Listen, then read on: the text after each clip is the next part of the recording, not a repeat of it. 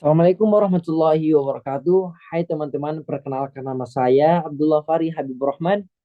Ya, saya dari jurusan Ilmu Komunikasi kelas 1A dan dari kelompok 8. Di sini saya akan mempresentasikan kepada teman-teman sekalian tentang Islamisasi sains. Sebelum kita memasuki materi atau mendalami materi ini, terlebih dahulu kita harus mengenal tentang Islamisasi sains. Apa sih itu Islamisasi sains?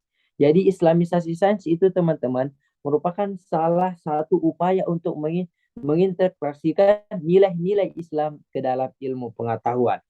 Dan ilmu Islamisasi sains itu mengandung 4 makna. Yang pertama adalah ilmu Islamisasi pengetahuan merupakan sekedar memberikan ayat-ayat yang sesuai dengan ilmu pengetahuan umum yang ada. Yang kedua adalah Islamisasi dilakukan dengan cara mengislamkan orangnya. Jadi ketika kita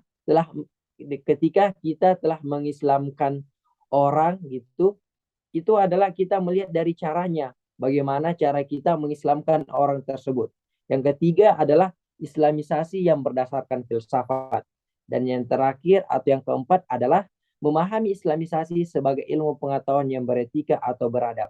Jadi kita dapat menyimpulkan di poin keempat ini teman-teman, bahwasannya orang yang memahami Islamisasi sebagai ilmu pengetahuan adalah orang yang beretika atau orang yang beradab, orang yang mempunyai etika yang tinggi atau orang yang mempunyai adab yang bagus.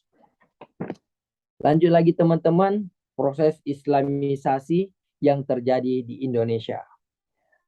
Mungkin di antara kita teman-teman udah nggak asing lagi ya tentang proses Islamisasi yang terjadi di Indonesia.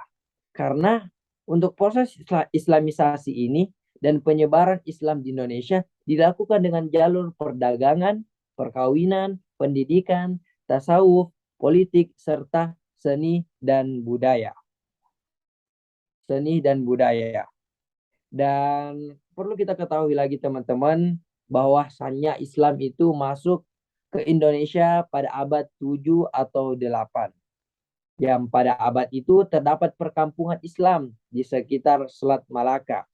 Selain perdagangan sebagai proses Islamisasi di Indonesia atau penyebaran di Indonesia, ada juga dengan cara berdakwah yang sampai saat ini kita pasti ketahuilah bahwa gimana itu berdakwah. Yang mana yang sekarang yang kita ketahui bahwasanya ada Ustadz besar yang bernama Abdul Somad, Ustadz Adi Hidayat yang selalu semangat untuk menyiarkan Islam, menyebarkan Islam, dan itu adalah salah satu proses penyebaran Islam di Indonesia atau salah satu Islamisasi proses yang terjadi di our country. Ya, selanjutnya teman-teman, manfaat Islamisasi ilmu pengetahuan. Jadi teman-teman, dalam kajian ilmu, Islamisasi ilmu pengetahuan menjadi penting dalam pendidikan dengan lebih menampilkan ajaran-ajaran Islam yang relevan dalam pengembangan pendidikan saat ini. Mengingat semakin berkurangnya teman-teman nilai-nilai Islam yang menjadi acuan dalam proses pendidikan bangsa kita. So this why kita harus mempelajari Islamisasi ilmu pengetahuan ini buat diri kita, buat buat diri kita, buat teman-teman kita, buat bangsa kita, buat Indonesia agar lebih maju lagi.